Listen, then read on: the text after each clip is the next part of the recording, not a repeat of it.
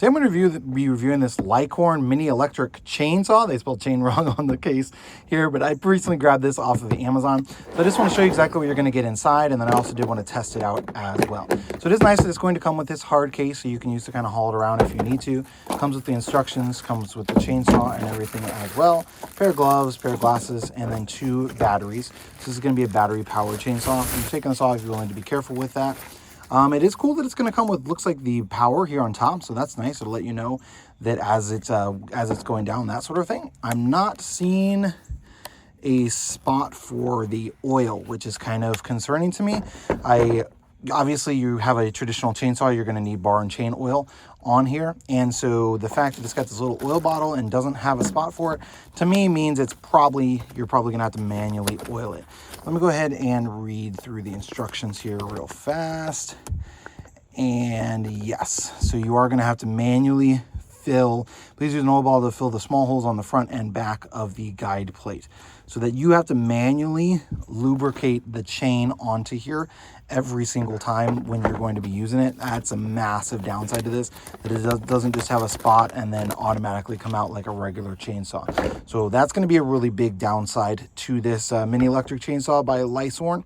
But let me go ahead and get some oil in it, put it on it, and then I'll test it out as well and see how well it cuts.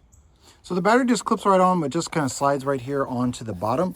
So not too terribly difficult to do that. It just kind of slides in, and then you just clip that right into place. I put the oil, you're supposed to put it here in this small hole, and then in this small hole here on the other side as well. So again, I'm not a huge fan of that. It does come with some oil in there already. It's like just really liquidy in there, so it does come with a little bit of oil in there. But again, not a fan of having to manually oil this every single time, rather than it just having like a spot where you're going to put your bar and chain oil at.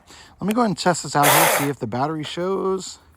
And it has a little battery thing there, but it's not showing how much the battery is. Now, one thing about this in comparison to some other mini chainsaws I've looked at, this unlock and lock is going to actually stay in place, so you don't have to hold it while you are using the chainsaw. So once it is unlocked like it is now, you can see I can just easily push that button and then lock, and then it's not going to allow you to push the button. So the button does not have to be held. So that's actually kind of nice, although it's probably, it could be an issue when you're carrying around if you forget to lock it and accidentally pull on that trigger. So let me go and test this out now on cutting some limbs. So I'm just going to be cutting this little small limb here off of this. So this would be something that probably be even too large to use like with a pair of pruners or something like that. So let's see how well this little chainsaw is going to handle it. And it did bite up a little way in, not the end of the world. And we cut through it without too many difficulties, truthfully. So it's not too bad at all.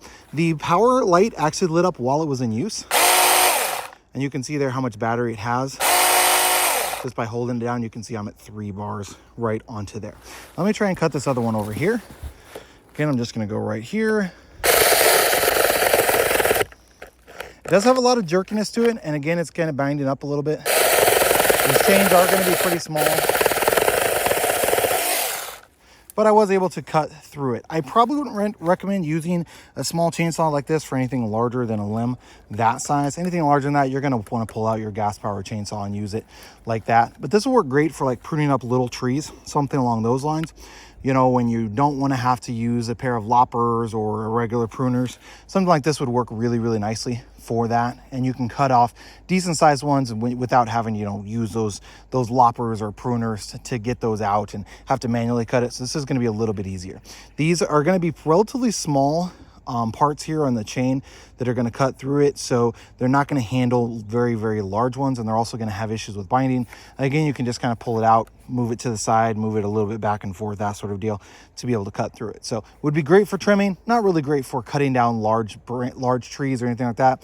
But if you've got some small saplings or something and it's this size or maybe even a little bit bigger, you could definitely cut through it with this chainsaw.